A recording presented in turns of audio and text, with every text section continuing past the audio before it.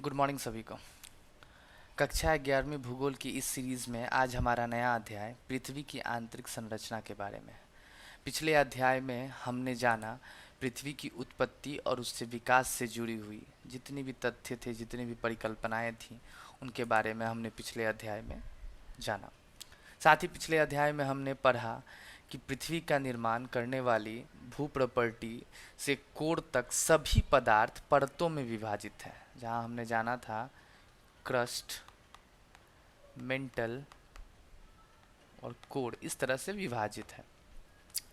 यह जानना जरूरी है कि वैज्ञानिक ने कैसे इन परतों के संबंध में जानकारी प्राप्त की और प्रत्येक परत की विशेषताओं के बारे में अनुमान लगाया। यह अध्याय इसी से जुड़ी हुई है। साथ ही इस अध्याय में हम जानेंगे कि भूकंपीय तरंगें क्या होती हैं, भूकंप और ज्वालामुखी क्या होती हैं। सभी चीज़ों के बारे में एक एक करके हम पढ़ेंगे। तो सबसे पहले हम बात करेंगे पृथ्वी के बारे में। पृथ्वी, जैसा कि हम सब जानते हैं कि सौरमंडल का एकमात्र ऐसा ग्रह है जिस पर जीवन विद्यमान है या जिस पर जीवन संभव है। अपनी स्थिति की बात की जाए तो पृथ्वी तीसरा ग्रह है। स्थिति का मतलब क्या? सूरज के बाद, अगर आपको पिछला पिक्चर याद होगा तो मरकरी, देन वेनस, अर्थ, मार्स, इस तरह से डिस्टेंस के बेसिस पे सौरमंडल में हमारा ये ग्रह सजा हुआ था। मैंने पिछला पिक्चर दिखाया भी था। तो अगर दूरी स्थिति की बात की जाए तो 1 2 3 पृथ्वी तीसरा ग्रह है। साथ ही पृथ्वी को नीला ग्रह भी कहा जाता है। हम सभी जानते हैं कि पृथ्वी का 71% हिस्सा जल में भरा हुआ है और बाकी का 29% हिस्सा भूमि से ढका हुआ है। अब बात करते हैं पृथ्वी की आंतरिक परिस्थितियों के बारे में। अब पृथ्वी की आंतरिक परिस्थितियों का यह संभव नहीं है कि कोई भी पृथ्वी के केंद्र तक पहुंच जाए और वहां पर जाके निरीक्षण कर पाए कि पृथ्वी की आंतरिक परिस्थिति कैसी है।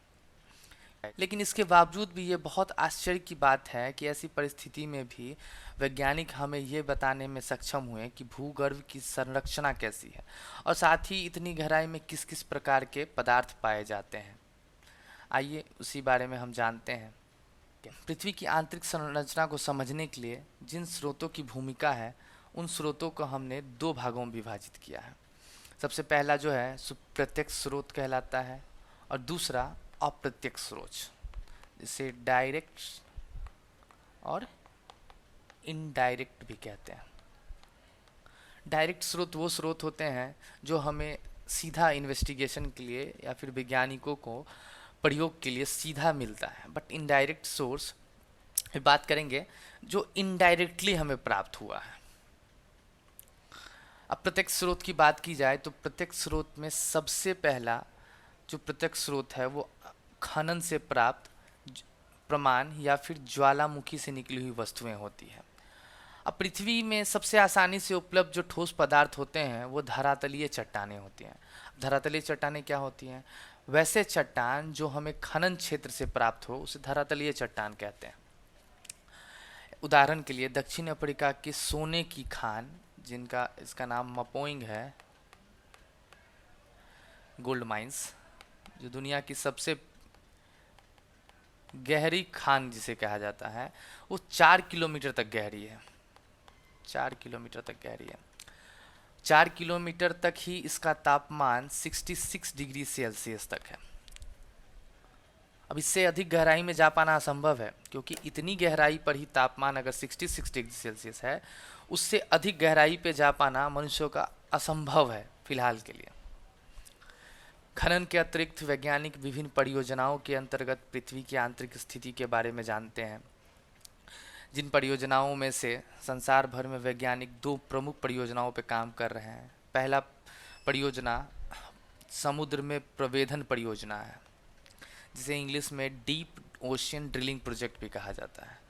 दूसरा प्रवेधन परियोजना समन्वित महासागरीय प्रवेधन परियोजना है, जिसे इंटीग्रेटेड ओशियन ड्रिलिंग प्रोजेक्ट कहा जाता है। ये ऐसे परियोजना होते हैं जो समुद्र में लगाए जाते हैं और खनन किया जाता है। अभी तक का सबसे गहरा परियोजना आर्कटिक महासागर के कोला क्षेत्र में लगभग 12 किलोमीटर तक गहरा है। ये कुछ प्रत्यक्ष स्रोत थे। अब तीसरा सबसे बड़ा प्रत्यक्ष स्रोत ज्वालामुखी उद्गार है। जब कभी भी ज्वालामुखी का उद्गार होता है और उससे लावा पृथ्वी के धरातल पर आती है, तो वो लावा प्रयोगशाला में वैज्ञानिक इन्वेस्टिगेशन के लिए ले जाते हैं। फिर पता करते हैं कि ये मैग्मा कितनी गहराई से निकला है, और फिर हमें अंदाज़ा लगता है कि पृथ्वी के भूगर्भ कैसी है। लेकिन फिर भी ये उतना एक्यूरेट बता पाना संभव नहीं है कि ये मैग्मा कितनी गहराई से निकली है, क्योंकि बस वो अंदाज़ा ही लगा पाते हैं। अब बात करते हैं मैग्मा के बारे में। अभी हमने बात किया मैग्मा और लावा, दो चीज़ के बारे में। तो ध्यान से समझिएगा कि पृथ्वी की सतह के नीचे जितनी भी वस्तुएं नीचे पाई जाने वाली, चाहे वो पिघली अवस्था में हो या फिर अर्ध पिघली अवस्था में हो, उन चट्टानों को हम मैग्मा कहते हैं। फिर से सुनिएगा, पृथ्वी की सतह के नीचे पाई जाने वाली, चाहे वो पिघली अवस्था में हो या फिर अर्ध पिघली अवस्था में हो, उन चट्टानों को हम मैग्मा कहते हैं। अब जब ज्वालामुखी फूटती है और वो मैग्मा निकल के पृथ्वी के धरातल पे आता है, उसे हम लावा कहते हैं। क्लियर? फिर से मैं एक बार रिवाइज करवाता हूँ। प्रत्यक्ष स्रोत में हमारा सबसे पहला प्रत्यक्ष स्रोत खनन है, दूसरा ज्वालामुखी है। अब खनन में जैसे हमने बात किया, धरातली चट्टानें आती हैं। धरातली चट्टानें हमें जो खनन से प्राप्त होती है, अभी तक का सबसे बड़ा धरातलीय चट्टान, सबसे गहरा गोल्ड माइंस जोहान्सबर्ग के पास मपोइंग गोल्ड माइंस कहा जाता है, जो कि तकरीबन 4 किलोमीटर तक गहरी है। 4 किलोमीटर तक जाने पर ही उसका तापमान 66 डिग्री सेल्सियस तक पहुंच जाता है। इससे ज़्यादा गहराई पे मनुष्य का जा पाना असंभव है। उसके बाद बात करें, उसके अलावा भी बहुत सारी परियोजनाओं पे काम कर रहे हैं वैज्ञानिक, जिनमें से 2 प्रमुख परियोजना समुद्र में प्रवेधन परियोजना और दूसरा समन्वित महासागरीय प्रवेधन परियोजना है। अभी तक का सबसे गहरा परियोजना जो कि आर्कटिक महासागर में कोला क्षेत्र में है, जो कि 12 किलोमीटर तक गहरा है।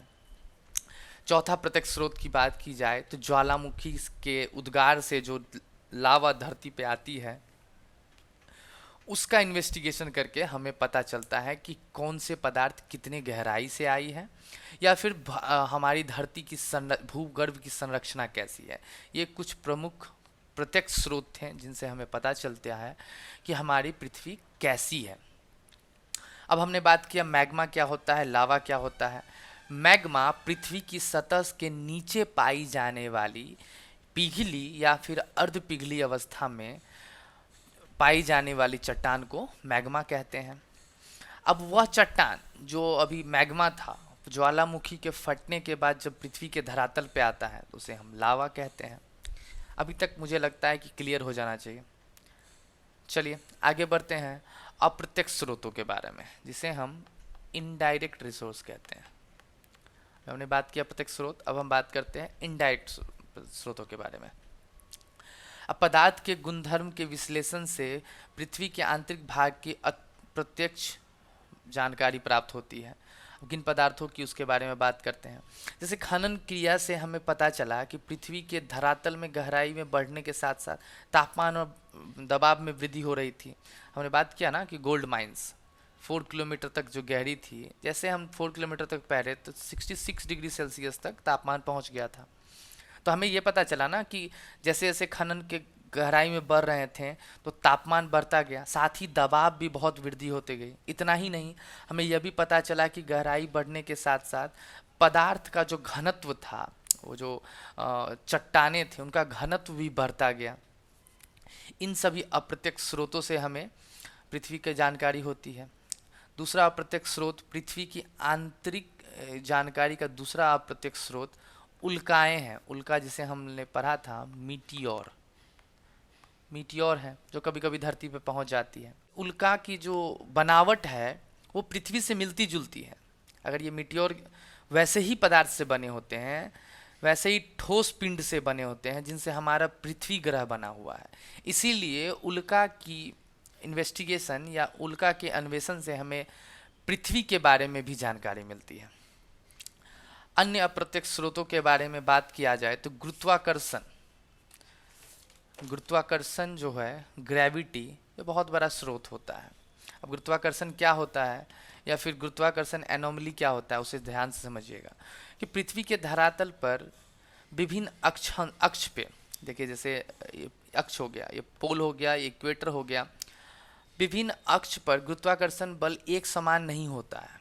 यह बल जैसे पोल पे ये गुरुत्वाकर्षण बल सबसे अधिक होगा और भूमध्य रेखा पर जैसे जैसे इक्वेटर पे बढ़ेगा तो ग्रेविटी कम होते जाएगा। ठीक है, अब ये गुरुत्वाकर्षण का मान जो बढ़ रहा था, कम हो रहा था, इसे ही हम गुरुत्व विसंगति या फिर ग्रेविटी एनोमली कहेंगे। अगर किसी जगह पर गुरुत्वाकर्षण का मान पृथ्वी के औसत आकार और घनत्व के हिसाब से निकले गए मान से ज़्यादा या कम हो, उसे गुरुत्व विसंगति कहते हैं। जैसे अभी ने बात किया कि पोल पे गुरुत्वाकर्षण या पोल ध्रुव पे गुरुत्वाकर्षण ज़्यादा होता है और पोल से जैसे जैसे हम इक्वेटर के तरफ दूर आते हैं तो गुरुत्वाकर्षण का मान कम होते जाता है, एक समान नहीं होता है। इसे ही हम गुरुत्व विसंगति कहते हैं। ठीक है, चलिए अब बात करते हैं पृथ्वी की भू संरचना के बारे में। अभी तक हमने जो हमें हमें आई मीन वैज्ञानिकों को जो स्रोत मिला, जो भी डायरेक्ट रिसोर्स या फिर इनडायरेक्ट रिसोर्स मिला, उससे हमें क्या संरचना पता चली पृथ्वी की भू संरचना के बारे में, क्या क्या परतें हैं, उन सभी के बारे में बात करते हैं। पिछले लेक्चर में हमने जाना कि पृथ्वी की परत क्रस्ट, मेंटल, कोर, फिर कोर में भी inner core and outer core था, ये सब हमने जाना। अब उसे डिटेल वे में हम यहाँ जानने वाले हैं।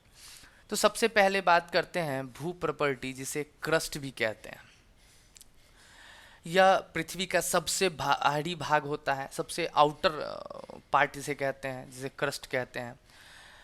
यह धरातल से लगभग 30 किलोमीटर की गहराई तक, लगभग 30 किलोमीटर की गहराई तक को क्रस्ट कहते हैं और इनका घनत्व जिसे डेंसिटी कहते हैं 3 ग्राम पर सेंटीमीटर होता है। ठीक है, और कुछ बात कर लेते हैं इसके बारे में। इसमें महाद्वीपीय प्रॉपर्टी या फिर महासागरीय प्रॉपर्टी भी शामिल होते हैं। ये हल्की मोटी ग्रेनाइट जैसी चट्टानों से बनी होती है। ठीक है, उसके बाद बात करते हैं मेंटल के बारे में।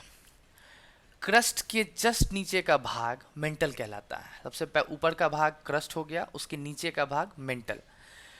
मेंटल भू प्रॉपर्टी के नीचे से आरंभ होकर लगभग 2900 किलोमीटर तक, 2900 किलोमीटर तक की गहराई तक को हम कहते हैं मेंटल। क्लियर? अब भू प्रॉपर्टी और मेंटल के ऊपरी भाग को जो मिलाते हैं, मेंटल का जो 2900 किलोमीटर तक था ना, ये हो गया क्रस्ट, क्रस्ट के जस्ट नीचे हो गया मेंटल। अब मेंटल और क्रस्ट का जो ऊपरी भाग है, ये इसे मिलाकर हम स्थल मंडल बनाते हैं। इसी से मिलके स्थल मंडल का निर्माण होता है। और मेंटल का नीचे का भाग, ये जो नीचे का भाग, ये ऊपरी भाग हो गया क्रस्ट के साथ मिला के, जिससे स्थल मंडल बोले। और नीचे का भाग ठोस पर्वत होता है, ठोस अवस्था में होता है, सॉलिड फॉर्म में होते हैं।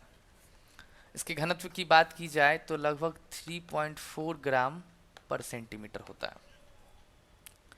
ठीक है, चलिए अब बात करते हैं कोर के बारे में। अब कोर दो तरह का होता है। पहला तो हमने बात किया था इनर कोर, अंदर का कोर, और फिर आउटर कोर, बाहरी कोर। तो सबसे पहले बात करते हैं आउटर कोर के बारे में। तो बाहरी कोर द्रव अवस्था में होता है, जबकि आंतरिक कोर की बात की जाए, इनर कोर की बात की जाए, ये ठोस अवस्था में होते हैं।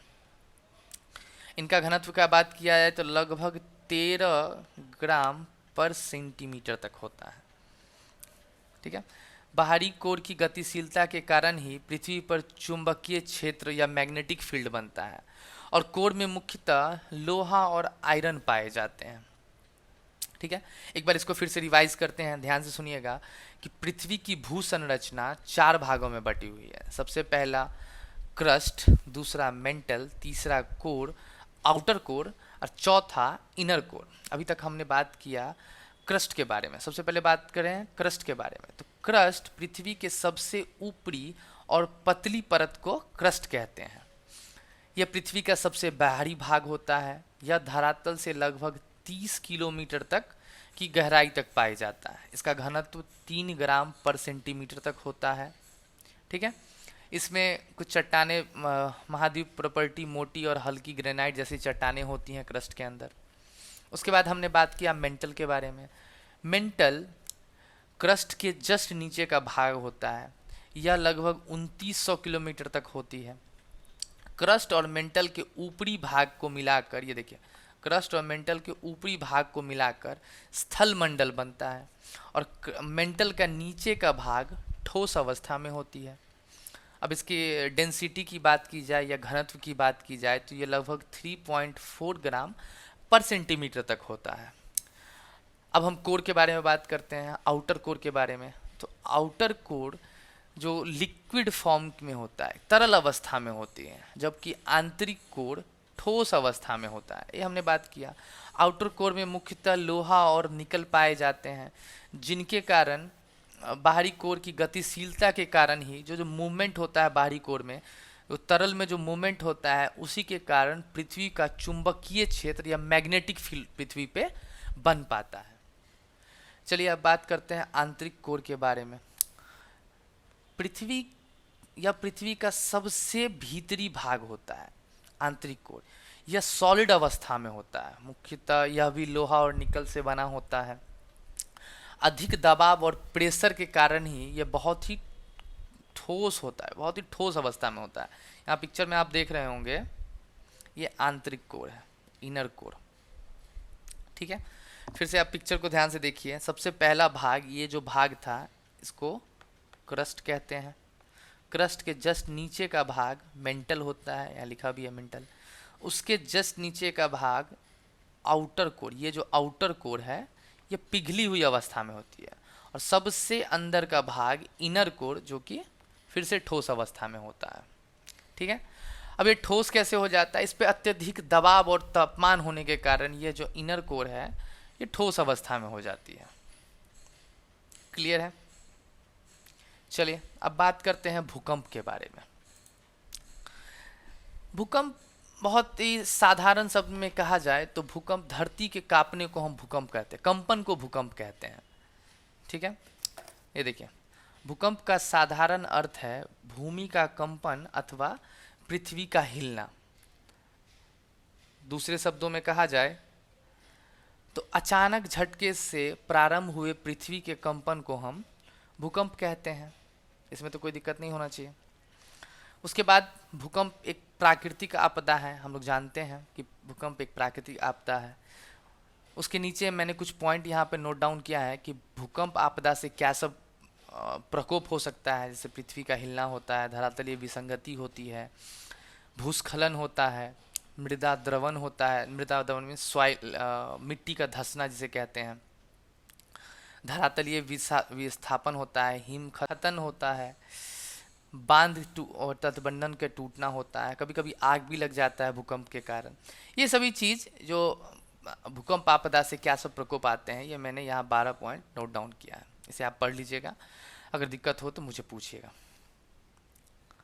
चलिए अब बात करते हैं कि पृथ्वी में कंपन क्यों होता है। ये जो भूकंप आया हमने जाना, अब भूकंप, पृथ्वी कांपी क्यों, पृथ्वी में कंपन क्यों आई।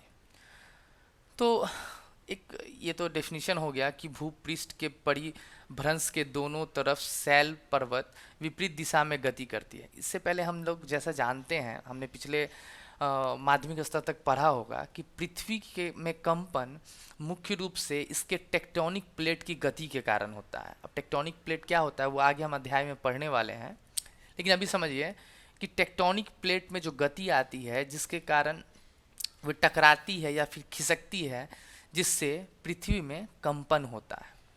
ठीक है, अब दूसरा समझिए कि भूपृष्ठ में परिभ्रंश। अब देखिए समझिए क्या होता है। भूपृष्ठ है, और ये भ्रंश है। भ्रंश में दरार होता है, नॉर्मल भाषा में भ्रंश को कहा जाए तो दरार होती है।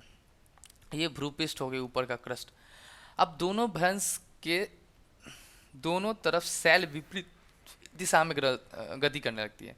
ये जो सेल थी ये इस दिशा में गति करने लगती है और ये इस दिशा में गति करने लगती है। अब ये दोनों जो विपरीत दिशा में गति करने लगते हैं तो इस पॉइंट पे बहुत ज़्यादा दबाव आता है। इस पॉइंट पे बहुत ज़्यादा दबाव आता है। इस दबाव या इस घर्षण के परिणाम स्वरूप ये जो सेल खंड है, ये जो सेल खंड थी 1 और 2, इसमें विकृत होने के कारण अचानक ऊर्जा निकलती है। ये जो ऊर्जा निकलेगी यहाँ से अचानक ऊर्जा निकलती है और ये ऊर्जा सभी दिशाओं में गतिमान हो जाती है, जिसके कारण पृथ्वी में कंपन होती है। ठीक है, फिर से एक बार ध्यान से समझिएगा, मैं स्टार्ट कर देता हूँ फिर से। हाँ, भूपृष्ठ में परिभ्रंश के दोनों तरफ सेल विपरीत दिशा में गति करती है। ये जो भूपृष्ठ है, भूपृष्ठ के नीचे जो ये दो सेल पड़ी हुई है, ये दोनों विपरीत दिशा में गति करने लगती है। एक लेफ्ट कर रही है तो दूसरा राइट दिशा में गति करने लगती है। अब ये जो गति कर रही है जिसके कारण यहाँ पे बहुत ज़्यादा दबाव पड़ता है। इस पॉइंट पे ये जो भ्रंश था जिसे हमने दरार कहा, इस दरार में बहुत ज़्यादा दबाव पड़ने लगता है। फिर यह अलग होने की प्रवृत्ति के कारण देखिए घर्षण का प्रभाव कम होता है, जिसके परिणाम स्वरूप यहाँ बहुत ज़्यादा दबाव पड़ने लगता है, जिसके कारण ये अचानक विपरीत दिशा में सरक जाते हैं। ये दोनों एक दूसरे के विपरीत दिशा में अलग हो जाते हैं और इसमें से एक ऊर्जा निकलती है। इसमें से एक ऊर्जा निकलती है जो ऊर्जा चारों दिशाओं में गतिमान हो जाती है, जिसके कारण पृथ्वी में कंपन होती है। ठीक है, पृथ्वी की आंतरिक संरचना पार्ट 1 में आज के लिए इतना ही। अगले अध्याय में हम जानेंगे अर्थ के कितने प्रकार होते हैं और भी बहुत सारे टॉपिक, जो भूकंपीय तरंगे क्या सब होते हैं, उन सभी चीज़ों के बारे में अब हम अगले पार्ट में जानेंगे। धन्यवाद।